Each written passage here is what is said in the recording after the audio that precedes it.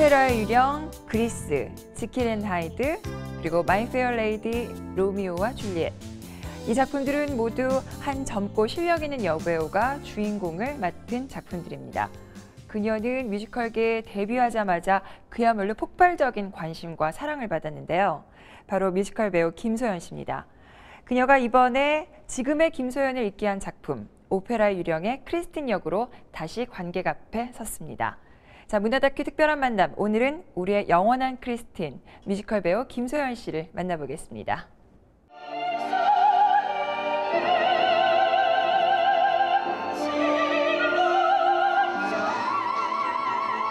뮤지컬계의 신데렐라 김소연.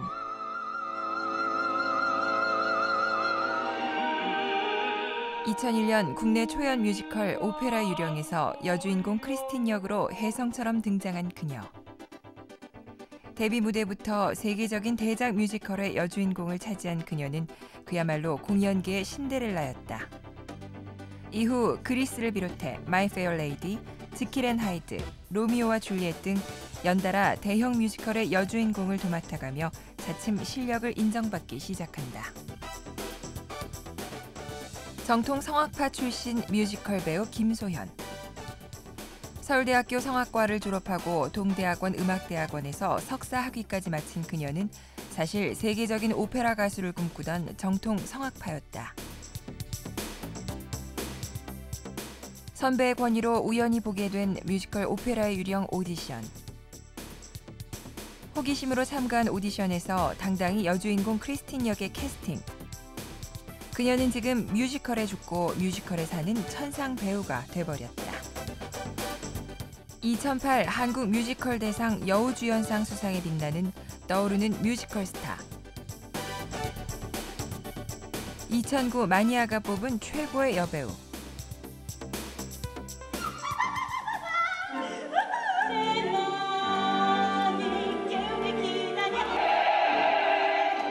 사랑스러운 그녀, 뮤지컬 배우 김소연이다.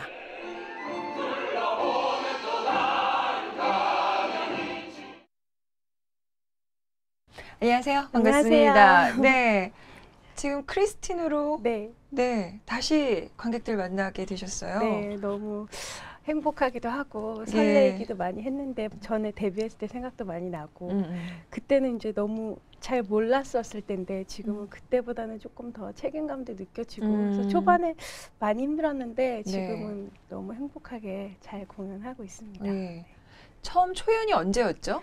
2001년 12월이요. 2001년. 네. 그러면 거의 이제 한 10년이죠. 그렇죠. 네. 8, 9년. 8, 9년이니까. 네. 그 사실 오페라 유령은 뮤지컬을 잘 모르는 분들도 아는 작품이잖아요. 그렇죠. 네. 뮤지컬 하면은 거의 4대 뮤지컬 중에서도 제일 롱런하고 있는 지금까지도 그런 뮤지컬이고 또 영화를 통해서도 여러분들이 많이 접하셨기 때문에 굉장히 유명한 작품이죠. 그때 당시에 굉장히 좀 파격적이었죠. 그때 당시 제작비가 100억 정도 돼갖고 굉장히 이슈가 많이 됐고 그때만 해도 이제 저는 잘 모르지만 뮤지컬이 오페라 유령이 얼마나 그때 되게 이슈가 됐냐면 왜 BCAD로 나뉘잖아요. 그 정도로 굉장히 뮤지컬 역사에 뭐 획을 그은 작품이라고 우리나라에서도 그래서 굉장히 이슈가 많이 됐다고 그 이후로도 계속 그 오페라 유령을 시작으로 계속 붐이 일었다고 할 정도로 굉장히 이슈가 됐던 작품이에요. 뮤지컬 캐치와 함께 세계 4대 뮤지컬로 손꼽히는 뮤지컬 오페라의 유령. 브로드웨이 최장기 공연, 최다 관객 동원, 최고 수익을 거둔 엔터테인먼트 상품으로 기록되는 등 뮤지컬 역사에 다시 없을 기록들을 세운 그야말로 걸작 중의 걸작이다. 전 세계적으로 흥행불패의 신화를 이어가고 있는 뮤지컬 오페라 유령은 특히 전 세계 단 4개뿐인 200억 원 상당의 특수무대 세트로만 공연되기 때문에 쉽게 만날 수 없는 작품이기도 하다.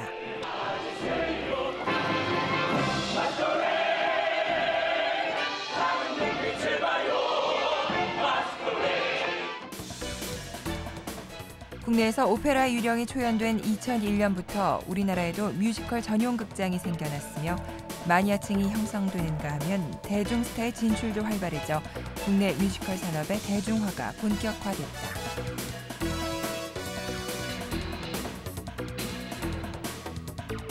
그런 뮤지컬 오페라 유령이 다시 한번 국내 관객들을 찾았다. 언제부터 뮤지컬 배우가? 그때 2001년 12월 4일이 네. 제가 데뷔했던 데뷔를 네. 하자마자 그런 엄청난 네. 대작에 그것도 이제 뮤지컬에 갓 데뷔한 신인이 네. 주인공이 되셨단 말이에요. 너무 그때 운이 좋았던 것 같아요. 제가 또 너무 잘 몰랐기 때문에 그리고 다행히 크리스틴 역할이 성악적인 발성이 꼭 필요로 한 그렇죠. 작품이었는데 그때 당시에 성악하시는 분들이 많지 않았었어요. 그래서 저도 이제 굉장히 대단한 작품이다라고 했으면은 이렇게 떨리고 이래서 오디션을 잘 보러 가지도 않았을 것 같은데 네네. 그냥 너무 몰랐으니까 그냥 편한 마음으로 가서 오디션을 봤는데 그 연출 선생님께서 나중에 그러시더라고요. 너무 이렇게 아무것도 모르는 하얀 도화지 같아서 이렇게 색칠을 좀 해주고 싶었다고 말씀을 하시더라고요. 네. 오히려 이번에 오페라랑 오디션 볼 때가 훨씬 더 떨리고 잘 못했던 것 같아요. 그렇죠. 뭘 알고 하면 더 힘들고 그러니까 더 긴장되죠. 아무래도 훨씬 더 긴장이 됐고 그 풋풋한 그런 긴장하지 않은 모습을 되게 이렇게 좋게 봐주셨던 것 같아요. 2001년에는. 네. 그때 데뷔작이자 또 그 가장 기억에 남는 작품일 것 같고. 네. 그래서 지금 거의 한 8, 9년 만에 다시 같은 작품을 하게 됐는데 네. 정말 만감이 교체했을 것 같은데요. 정말 오페라 유령은 보신 분들은 아시겠지만 크리스틴이 이제 그냥 삼류 발레리나 무용수에서 갑자기 대역으로 프리마돈나로 데뷔를 그쵸. 하잖아요. 네. 근데 제가 2001년도에 그 노래를 부르면서 처음에 이렇게 막 소름 끼쳤고 정말 말로 할 수 없는 그런 느낌이 들었는데 그거에 한 10배는 됐던 것 같아요. 이번에 다시 처음 무대에 서는 것보다 더 많이 떨렸고 부담도 너무 컸고 근데 초반에 그래서 실력 발휘를 오히려 더 못했던 것 같아요. 항상 마음 컨트롤을 잘 해야 되는데 그만큼 이 작품이 저한테는 되게 소중하고 너무 주는 의미가 크고 다시 하게 돼서 너무 좋아요 지금. 네. 네. 그 오페라 유령 정말 그 음악 자체도 너무너무 사랑을 많이 받는데 김소연 씨는 어떤 걸 제일 좋아해요? 그 음악들 중에서. 저는 그 이막에 아버지 무덤에 가서 부르는 위싱이라는 곡을 참 좋아해요. 크리스틴이 그냥 어렸을 때부터 아버지 어머니 없이 일찍 아버지 돌아가시고 어머니는 더 일찍 돌아가시고 그런 아버지의 유언이 너는 음악의 천사가 나타나서 너의 그런 목소리를 만들어 줄 것이다. 그냥 그렇게 하고 돌아가셨는데 그 말만을 믿고 들으면서 이제 꿈을 키우잖아요. 근데 참 연약하고 굉장히 아빠 그리고 음악의 천사한테 되게 의지하고 그런 소녀 같은 모습으로 계속 1, 2마 초반까지 있다가 아버지 무덤에 가서 이제 아버지를 의지하지 않고 여자로서 당당히 서고 싶다. 이제 안녕을 하겠습니다. 이러고서 이제 굉장히 굳은 의지를 보여주는 그런 노래인데요. 선율도 그렇고 그런 크리스틴의 마음에서도 그렇고 굉장히 제가 굉장히 심혈을 기울여서 부르기도 하고 어쩔 때는 정말 눈물이 나서 노래를 오히려 포기하게 되는 그런 굉장히 좋은 저한테도 크리스틴한테도 제일 좋아하는 장면. 흉측한 몰골을 마스크로 가린 채 오페라 하우스 지하에 숨어 사는 팬텀과 프리마돈나 크리스틴, 그리고 크리스틴을 사랑하는 라울. 이들의 슬프도록 아름다운 사랑 이야기를 그린 뮤지컬 오페라의 유령. 무명의 프리마돈나 크리스틴은 우연한 기회에 첫 주연을 맡게 되고 공연 후 거울 뒤에서 반쪽 얼굴을 하얀 가면에 가린 채 연미복 차림을 한 팬텀과 만나게 되고 팬텀은 놀란 크리스틴을 데리고 그가 살고 있던 지하 세계로 들어온다.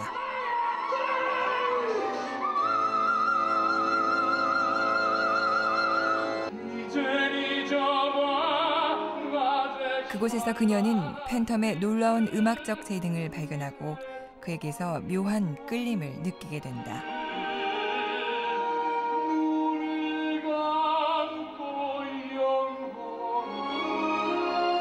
하지만 자신과 똑같은 인형을 보고 충격을 받게 되는 크리스틴.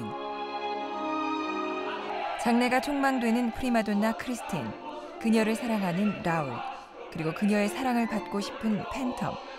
이 세 사람을 둘러싼 놀랍고도 충격적인 사랑 이야기. 사랑스러운 프리마돈나 크리스틴에게는 어떤 일이 일어나게 될까? 그럼 성악 공부하면서도 내가 뮤지컬 무대에 언젠간 한번 좀 서겠다, 뮤지컬 하고 싶다 이런 생각을 하셨던 거예요? 아니 그건 아니고요. 아니었고. 되게 우연한 기회지만 우연한 기회가 되게 운명을 바꿔놓은 그 우연한 그런... 기회가 뭘까요? 굉장히 궁금한데요. 그러니까 오디션. 네, 그냥 간 거예요. 오디션. 제가 네. 사실 이제 원래 대학교 졸업하고 유학을 네. 잠깐 갔었는데 네. 부모님께서 좀 첫째 딸이고 그래서 그런지 좀 되게 걱정을 많이 하시더라고요. 그래서 좀 대학원도 한국에서 다시 다니고 좀 네. 천천히 조금 더 엄마 아빠랑 좀 지내다가 네, 갔으면 네. 좋겠다고 하셔서 한국에 다시 들어왔다가 또 잠깐 쉬다가 대학원을 조금 늦게 들어갔어요. 네. 근데 대학원 한 학기 끝나고 이제 일본 연수회 어떻게 프로그램에 잘 돼서 네. 거기 뽑혀가지고 한 달 연수를 받고 또 계획 없이 거기서 잘 돼서 이태리로 갔어야 됐어요. 예. 스폰서 해주시는 일본 분이 생기셔가지고 예. 그때 유럽으로 가야 되는데 그 일주일 정도가 기간이 짐 싸서 가는 기간이 있었는데 그때 우연히 전화를 받았었어요. 오페라용 오디션을 지금 진행 중인데 예. 크리스틴을 못 구하고 있다. 예. 그냥 관계자분이 전화하신 것도 아니고 거기 같이 오디션 보시는 분이 저랑 옛날에 상대역으로 뮤지컬 아니 오페라를 하셨던 분인데 예. 그분이 영국에서 공연을 보셨는데 한번 오디션 보면 참 좋을 것 같다. 그래서 그냥 원서 내고 그 다음날 바로 아침에 오디션 보고요. 네네. 그리고 금요일날 오디션 보고 일요일날 이태리로 갔었죠. 그러니까 되게 마음은 운명이었네요. 네, 그러니까 되게 그냥 네.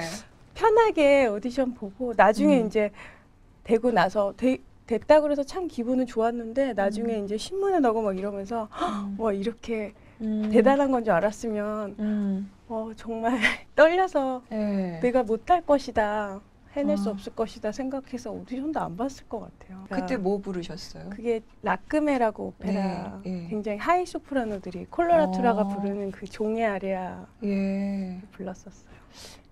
어떤 소절이 어떤 느낌이었을까? 그냥 네네. 그냥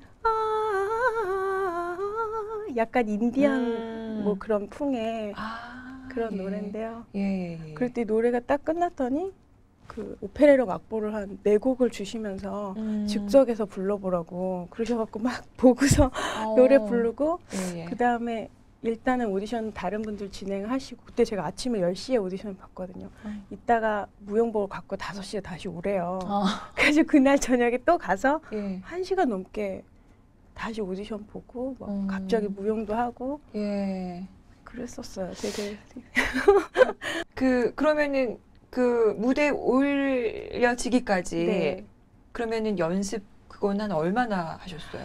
글쎄요, 저희가 오디션 봤던 게 한 7월인가 그렇게 됐던 것 같고요. 연습 시작은 보통 이제 브로드웨이 그런 라이센스 뮤지컬 같은 경우에는 한 2달 전부터 연습을 해요. 그래서 뭐 연습을 특별히 미리부터 한 건 아니고 이제 그동안 이제 저 혼자 이태리도 갔다 오고 준비도 혼자 하고 일단 노래는 다 익힌 다음에 연습을 들어갔고요.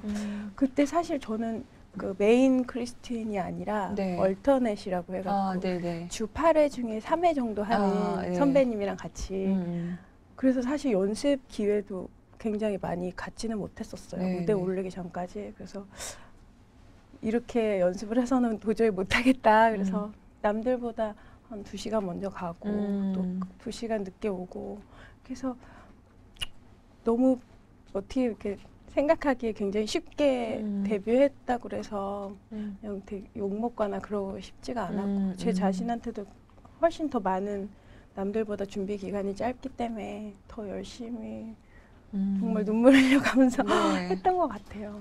그때 당시. 뭐가 제일 힘드셨어요? 그때 당시에? 발레요.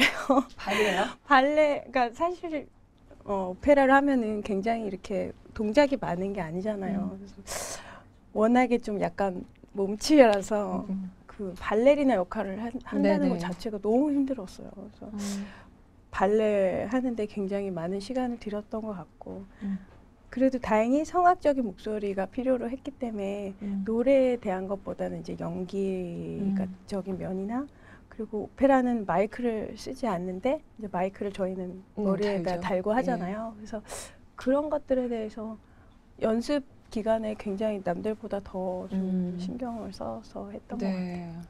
근데 제가 얘기를 듣다가 지금 갑자기 생각이 난 게 개인적인 사심이 들어가면 안 된다 이제 그런 얘기인데 그 얘기가 꼭 선배나 어떤 연출자 선생님이나 그런 분들이 해주셨던 얘기일 것 같은데 얼마 전에 이제 마이 페어 레이디라는 작품을 하면서 정말 그 여주인공의 비중이 굉장히 많은 작품이었고 저한테 굉장히 또 많은 경험이나 가르침을 준 작품인데 수업료는 얼마인지 모르죠? 지가 다 알아봤죠. 아는 숙녀가 진짜 뮤지컬 배우 김소연에게 최고의 전성기를 선사한 또 하나의 작품은 뮤지컬 마이 페어 레이디다. 이 실리 더 이상 절대로 안 돼요. 말했죠.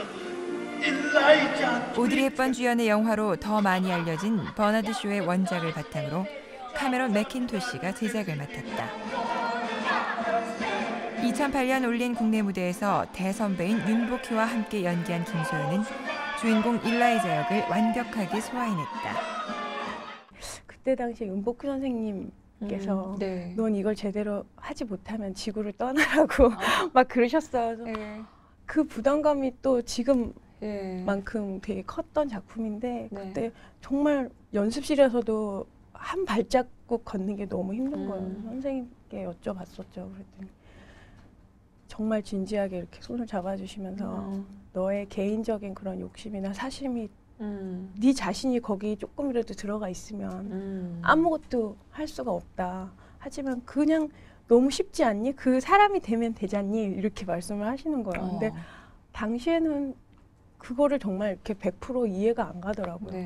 근데 지금도 마찬가지지만 그냥 그런 말씀하신 거를 정말 느낄 때까지는 자꾸 그 말씀하신 걸 되뇌어서 생각하게 돼요. 근데 아무래도 또 사람이니까 뭐 당연히 제 사심이 들어가고 욕심이 자꾸 들어가게 되는 것 같아요. 그렇기 때문에 사실 오페라랑 다시 공연할 때 초반에는 굉장히 좀 제 사심이 더 많이 들어가 있지 않았었나 그런 생각이 많이 들어요. 그래서 언젠가 한번 인터뷰를 하면서 그런 질문을 들었어요. 그러니까 2009년에 김소연 씨가 2009년에 크리스틴 김소연 씨가 2001년에 저를 만나면 무슨 얘기를 해주고 싶냐고 질문을 하셨는데 그게 굉장히 저한테 되게 쇼킹했었어요. 해줄 말이 없는 거예요. 그 2001년에 저한테 오히려 그 2001년에 저한테 가서 가지고 있었던 그런 풋풋함이나 이렇게 좀 무모하지만 용기 있는 그런 모습들을 갖고 오고 싶더라고요. 그래서 그런 생각도 많이 하게 되고 오히려 욕심이나 그런 마음을 항상 버려야 되겠다는 생각 요즘도 많이 하고 있어요.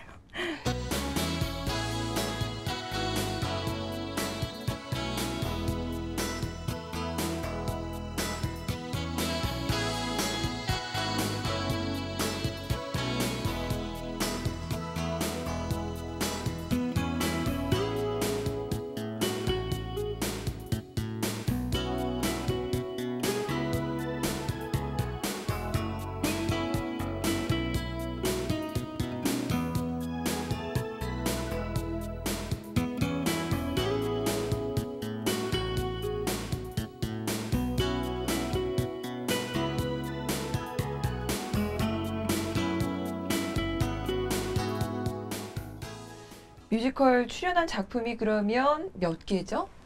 한 15작품 정도 되는 것 같아요. 15작품. 네. 거의 매해 빠지지 않고 항상 무대에 서셨겠네요. 거의 쉬었던 적이 별로 없었던 것 같아요. 항상 너무 감사한 게 그런 좋은 작품 또 그래도 저의 캐릭터에 맞는 작품들이 이렇게 계속 그 2001년도부터 계속 붐이 일어서 정말 많은 작품들이 그러니까 김소연 씨라는 배우의 등장과 우리나라 뮤지컬계의 그 성장 네. 붐이 같이 간 것 같다는 느낌이 네. 들어요. 저한테는 너무 정말 운이 좋았다고밖에 말씀드릴 수가 없을 것 같고 그 이후에 또 그런 클래식한 보이스가 필요한 역할들도 되게 많이 또 딱 시간에 맞춰서 딱 이렇게 계속 쉬지 않고 공연을 하게 돼서 저는 너무 좋죠. 행복하게.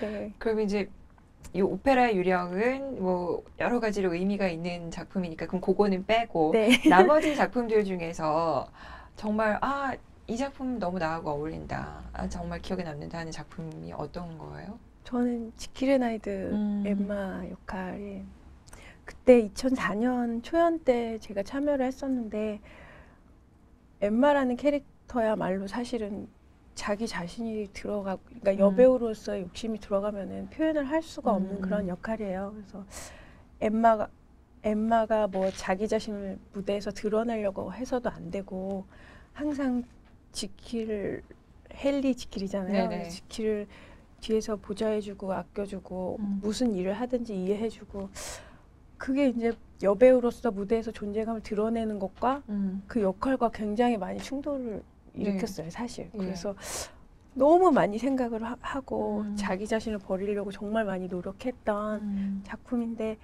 사실은 제가 무대에서 제일 많이 연기한 캐릭터가 됐고요. 많은 분들이 또 잘 어울린다고 해주셔서 2004년 국내 초연 당시 영화배우 조승우와 함께 호흡을 맞춘 뮤지컬 지킬앤 하이드.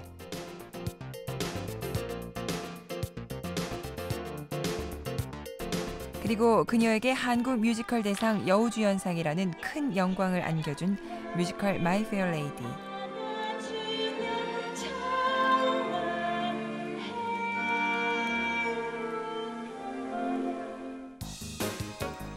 그 외에도 프랑스 뮤지컬로는 최초로 한국어로 공연된 로미오와 줄리엣을 비롯해 지난해 5월 선보인 체코 뮤지컬 삼총사까지 김소연이 지금껏 선보인 작품들은 모두 흥행 돌풍과 동시에 화제를 일으킨 작품들이었다. 그리고 그 중심에는 뮤지컬 스타 김소연이 있었다. 드라마를 보면서 저도 깜짝 놀랐어요. 어떡해. 저 김소연 씨인데 뮤지컬 배우 김소연 씨가 나왔네. 근데 이 가채를 쓰고 나왔는데 그때 기억에 그래도 역시 무대에서 오는 배우라 다르구나라고 생각했던 게 바로 그 발성이었거든요. 네. 그러니까 사실 신인들은 그런 것들이 굉장히 좀 이렇게 아직 다듬어지지 않는데 정확히 전달이 돼서 캐릭터를 참 잘 살리셨다는 생각이 들었거든요. 저는 너무너무 힘들었어요. 그래서 촬영하러 가기 전부터 막 손발이 저리고 막 고민이 되고 막 그랬는데 아무튼 굉장히 또 긴 시간 동안. 근데 왕관아에서는 에피소드가 없었나요? 드라마 할 때도 에피소드가 있었을 것 같아요. 전 진짜 그때 생각하면 눈물이 앞을 가리는데요. 세트에서 1, 2, 3 카메라로 하는 게 저희 같은 무대에 있는 사람한테 더 이렇게 감옥도 독방에 있는 기분이 들거든요, 진짜. 근데 1, 2, 3 카메라가 이렇게 있는데 그 무슨 사극 같은 경우에는 이렇게 창호지 문 뒤에 서 있다가 이렇게 그림자로 먼저 나타나가지고 들어오고 막 이런 게 되게 그런 씬들이 많잖아요. 근데 제가 세트장에만 가면 정말 몸이 이렇게 부들부들 떨릴 정도로 긴장을 많이 했었어요. 근데 다들 이제 세팅돼 있고 또 저 상대역은 또 정광열 선생님인데 정말 하늘 같은 선배님 앞에서 대사 실수하면 안 되니까 머릿속에선 대사가 막 정말 다 정말 막 기억니은 디글리은 막 아야어여 막 들어있고 막 그게 행여나 떨어질까 봐 그냥 받치고 있는 수준으로 이렇게 있는데 그 카메라 제가 이렇게 그 차은지 뒤에 이렇게 서 있었는데 카메라 감독님이 저보러 그림자 보이니까 빠져 있어 이러는데 너무 그게 무서웠나 봐요. 옆으로 이렇게 빠져 있는데 거기서 주저앉아가지고 이렇게 숨는다고 숨었는데 그게 보인 거예요, 그림자가. 그 다들 너무 어처구니가 없으니까 다들 난리가 세트장이 뒤집어진 거예요. 뭐 저런 애가 다 있어. 그 얼마나 웃겨요.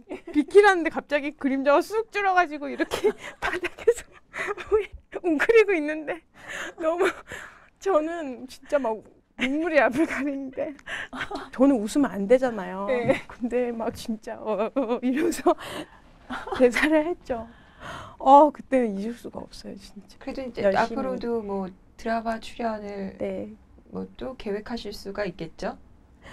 그동안은 사실 기회가 만약에 있었어도 사실 계속 이렇게 뒷걸음질 쳤는데 네. 앞으로 조금 더 경험을 쌓고요. 기회가 되면 너무 어떤 역할이요? 역시 좀 약간 멜로의 주인공 같은 그런 근데 역할이요? 그냥 좀 작은 역할이어도 조금 음. 이렇게 저의 분위기에 좀 맞는 사실 영화 OST 같은 것 부르면서 예. 그냥 작은 역할이라도 출연하고 그런 기회도 되게 좋을 것 같고요. 뮤지컬 하면서 상도 참 많이 그죠? 상복도 꽤 많이 있었죠? 글쎄요, 그냥 잘 모르겠지만 예. 너무 일찍 여우주연상을 일찍 받은 것 같아서 그거에 대해서 굉장히 좀 부담이 많이 컸던 것 같아요. 사실 이제 좀 뭔가 이렇게 시작해서 이제는 뮤지컬 배우로서 뭔가 좀 열심히 하고 있구나라고 생각했는데 벌써 이렇게 제일 마지막에 받아야 되는 상을 네. 앞으로 계속 받으면 되죠. 그런가요? 그게 먼저 받은 것 같아서 네. 뭔가 사실 어떤 분야에서 아까 10년 말씀하셨지만 10년이 되면 이제 어떻게 보면 시작 이제 시작이다라고 느낄 만큼 그런 10이라는 숫자가 저한테는 그런 거였는데 10이 되기 전에 먼저 네. 상을 받아서 앞으로 이제 뭐를 해야 되지 이런 굉장히 좀 한동안 기쁘기도 하지만 또 혼자서 제가 사실 A형인데 되게 네. 소심 A형이라서 이렇게 네. 소문자 A형이거든요. 그래서 혼자서 상 받고 그냥 한 3, 4시쯤에 혼자 차 타고 집에 오는데 네. 그냥 트로피랑 저만 딱 남겨진 게 너무 이렇게 확 오더라고요. 그래서 또 그랬는데 또 돌이켜보면 너무 또 그걸 발판으로 더 열심히 하게 되고 또 조금은 더 제 자신한테 책임감을 느끼고 뭔가 더 노력하게 된 계기를 만들어 주신 것 같아서 되게 감사하고요. 네. 되게 상 받을지 몰라갖고 부모님도 모르셨고 그러니까 그 저도 자리에 안 오셨어요. 예, 그래서 혼자 집에 갔다고 네. 하시길래 혼자 보통- 그냥 치킨 이렇게 한턱 내고 집에 혼자 왔어요.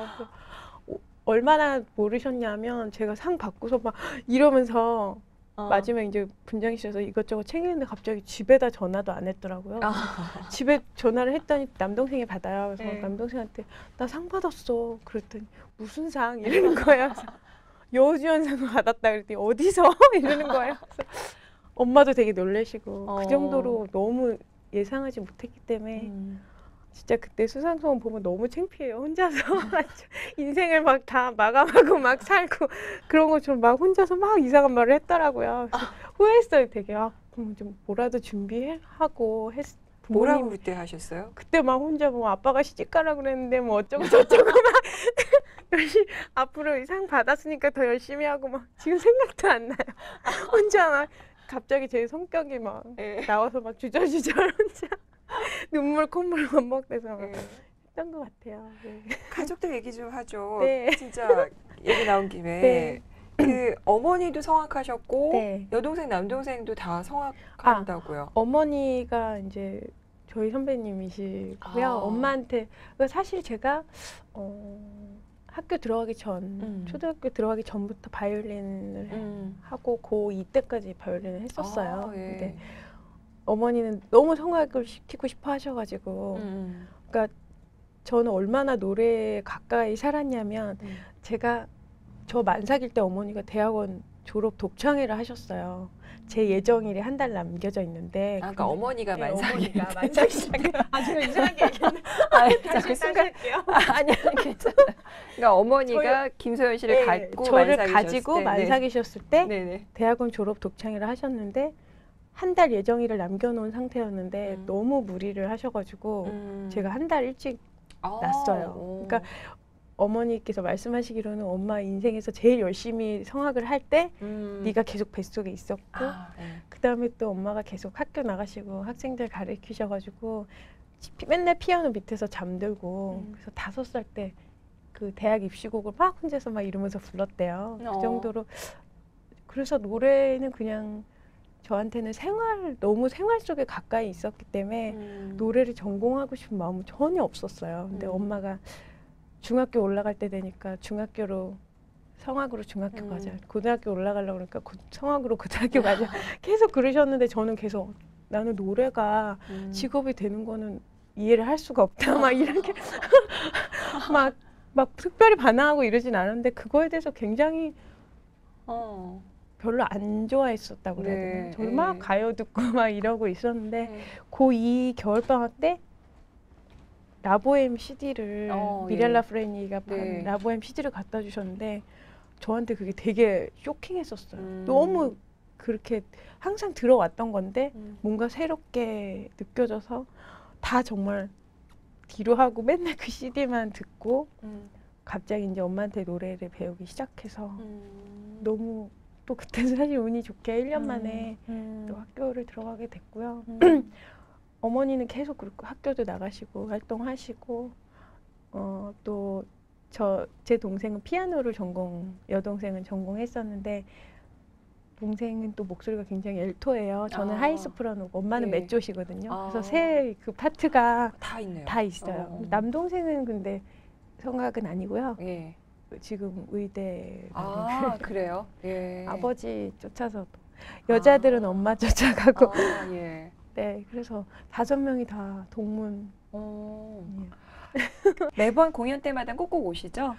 저희 어머니는 이런 말을 해도 될지 모르겠지만 얼마나 이렇게 굉장히 첫 딸에 대한 그게 어머니한테 되게 크신가 봐요. 그래서 옛날에 이제 오페라용 할 때까지만 제가 진짜 굉장히 좀 나이보다 굉장히 좀 집에서는 이렇게 오냐오냐 컸나 봐요. 그래서 엄마가 어디 이렇게 물가에 내놓은 자식처럼 느껴지셨나 봐요. 그래서 제가 공연을 한 몇 달 했는데 그 관계자분이 2001년 그때 관계자분이 저한테 오시더니 스토커가 있는 것 같다고 막 이러시는 거예요. 그래서 그게 무슨 말씀이시냐고. 저 지금 이제 갓 데뷔했는데 스토커가 있을 일이 없잖아요. 그래서 누가 맨날 제 공연 때 와서 모니터를 보면서 이렇게 뭐 보자기를 쓰고 이렇게 있다는 거예요.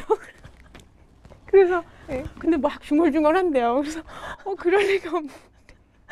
그래가지고 한참 그렇고 한 2-3달이 지났는데 그분이 가서 옆에서 여쭤봤더니 혹시 누구시냐고 그랬더니 김소연 여기 나오는 게 저 딸이라고. 엄마가 너무 그거를 긴장을 하셔가지고 맨날 공연 때마다 오셔갖고 보자기를 쓰고 기도를 하신 거예요.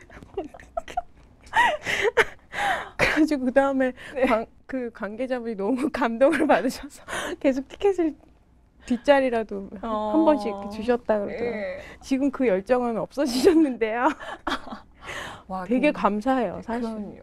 요즘은 부모님이 뭐라고 말씀하세요? 항상 이렇게 물론 부모님은 늘 항상 걱정되고 그러니까 얘기를 하지만 그래도 특별히 좋은 말씀, 용기 내는 말씀 많이 해주실 것 같은데. 오히려 막 항상 그 여자로서의 그런 삶을 되게 걱정을 많이 하셨는데 오히려 요즘에는 편하게 그냥 일 열심히 할 수 있을 때까지 열심히 하고 다시 또 오페라령 하게 되니까 너무 저만큼 되게 좋아해 주시고요.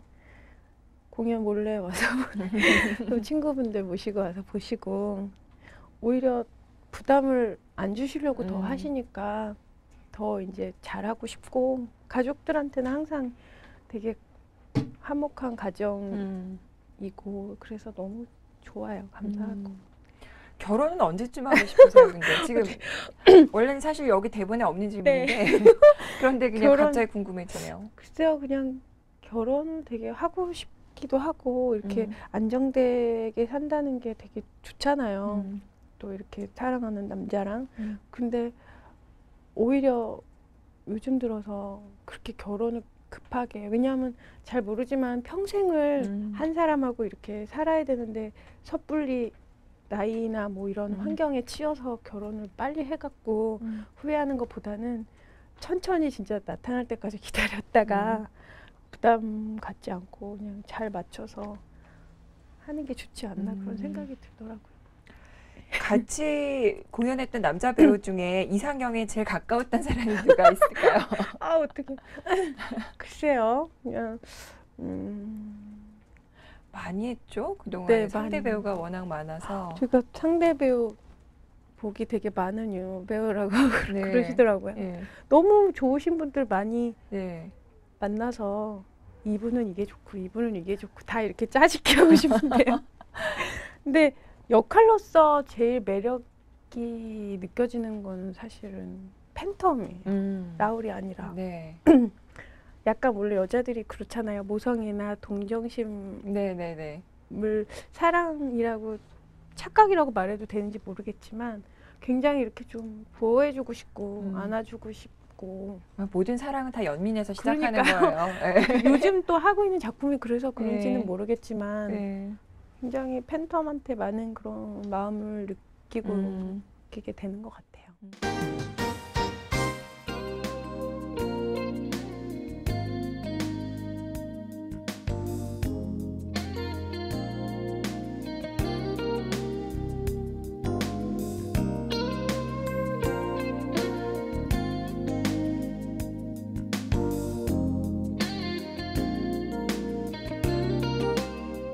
공연하면서 뭐 실수라든가 정말 기억에 남는 에피소드 많죠. 네, 너무 많아요. 너무 많고 네.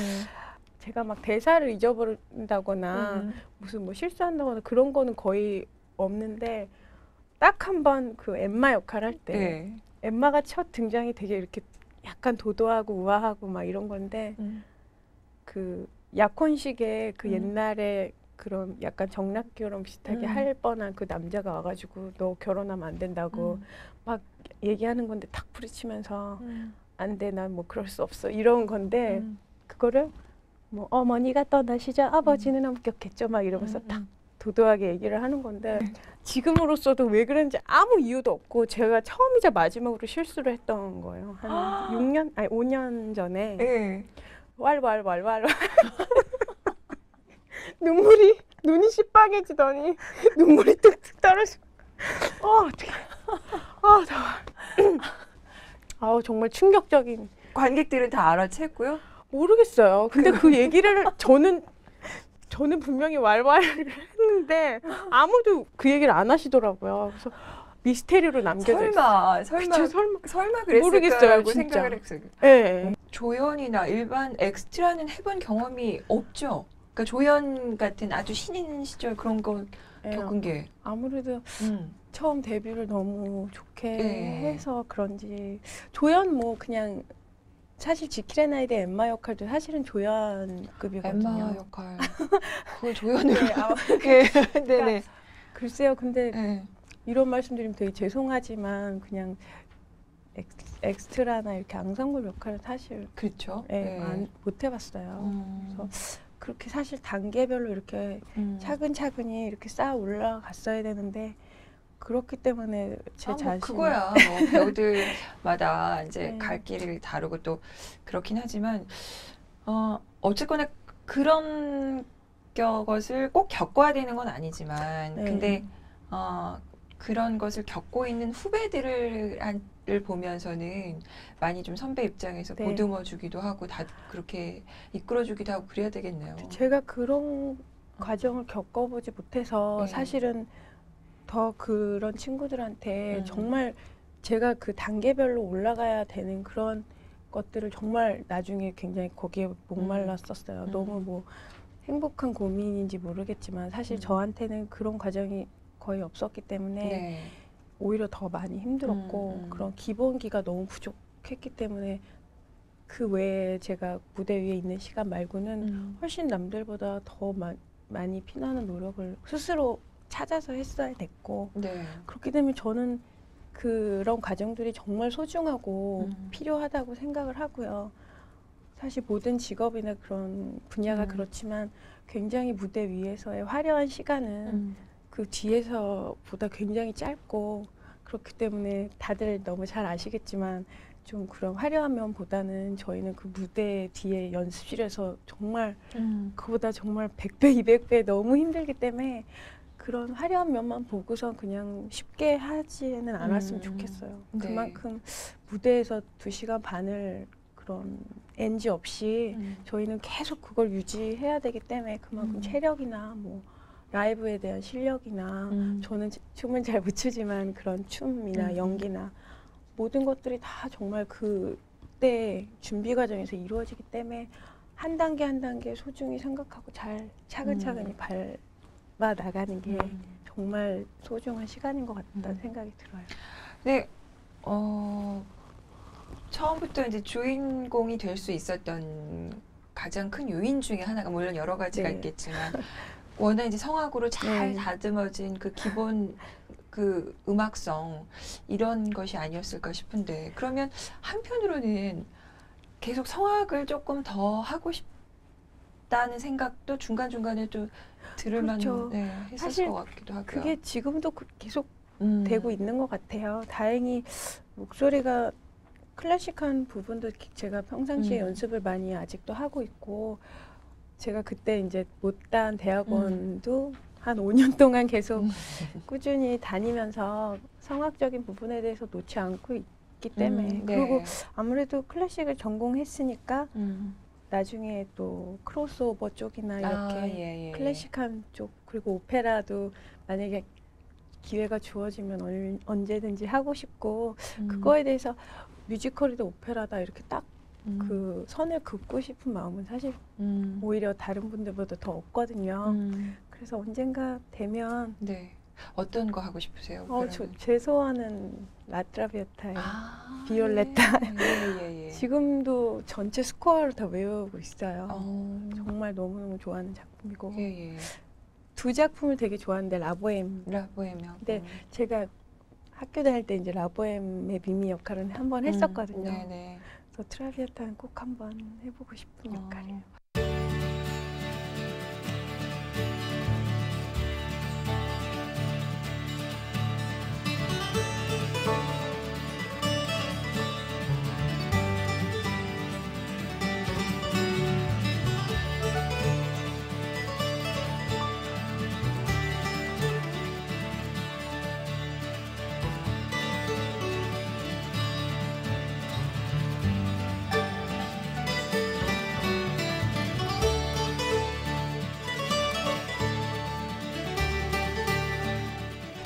근데 정말 또 그 특이한 취미를 갖고 계시던데요. 네.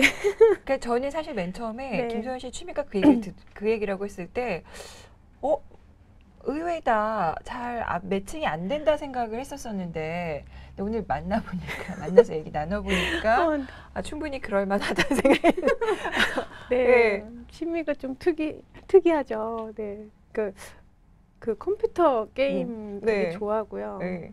스타크래프트 그거하고 굉장히 좋아하고 뭐 그런 것 뭐 이렇게 그건 어느 정도 수준이에요? 그냥 한 남자 7명하고 저하고 네. 그러니까 7대1로 하는 건 아니고요. 4대4로 했을 때 좀 1, 2, 3위 안에 드는 정도. 이제 꽤 많은 얘기들, 정말 즐거운 얘기들 많이 들었고 네.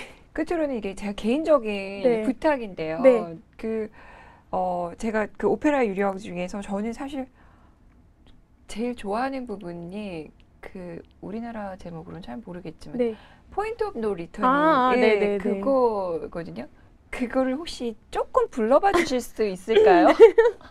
굉장히 거기에 약간 비장한 분위기잖아요. 네, 그거 네. 부를 때는. 그래서 보면서 참 저는 괜히 그게 마음 되게 아프고. 그게 되게 극중극이잖아요. 네네네. 그래서 크리스틴이 굉장히 그 돈주왕을 유혹하고 막 이렇게 부르는 장면인데 네. 그냥 그 표정하면 좀 부끄러우니까 노래만. 네네. 한국으로는 돌이킬 수 없으리거든요. 예. 돌이킬 수 없으리 이제 시작된 우리 하나 될 열정의 시간. 되게 떨리네요. 고마워요. 네. 아유, 감사합니다. 뭐 지금 워낙 사랑을 많이 받고 있지만 네. 이제 앞으로도 계속해서 많은 그 관객들과 또 이제 앞으로는 또 시청자일 수도 있고 네. 예, 만날 기회가 많이 있을 것 같고요. 네. 많은 좋은 작품 보여주셨으면 좋겠고 네. 이제 10년 차의 고민이 조금 저희가 느껴지긴 했는데 그런 만큼 네. 앞으로 더 많이 발전하시고 더 네. 다양한 모습 보여주실 거라 믿어요. 네. 예. 우리 팬 여러분, 시청자 여러분께 네. 마지막으로 인사 말씀 해주시죠. 예. 네.